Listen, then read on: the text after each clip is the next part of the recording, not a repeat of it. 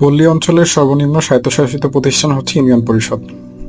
একটা ইউনিয়ন পরিষদের আকার যতই বড় হোক না কেন, তাকে 9টা ওয়ার্ডে ভাগ করা হয়।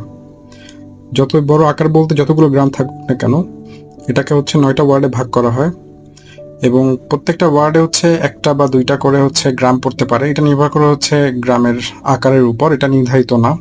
সো যতগুলোই গ্রাম থাকুক না কেন, এটাকে হচ্ছে টোটাল 9টা ওয়ার্ডে ভাগ করা হয় এবং প্রত্যেকটা ওয়ার্ড থেকে একজন সাধারণ প্রার্থী নির্বাচিত হন, যাদেরকে হচ্ছে আমরা সাধারণত মেম্বার বলে থাকি, এবং প্রতি 3টা ওয়ার্ড থেকে সংগৃহীত মহিলা আসনে একজন মহিলা সদস্য নির্বাচিত হন, যাদেরকে আমরা মহিলা মেম্বার হিসেবে সাধারণত চিনে থাকি, এবং একজন নির্বাচিত চেয়ারম্যান। এই টোটাল একটি ইউনিয়ন পরিষদ 13 জন সদস্য নিয়ে গঠিত হয়। পল্লী অঞ্চলের সর্বনিম্ন স্বায়ত্তশাসিত প্রতিষ্ঠান হচ্ছে ইউনিয়ন পরিষদ। একটা ইউনিয়ন পরিষদের আকার যতই বড় হোক না কেন,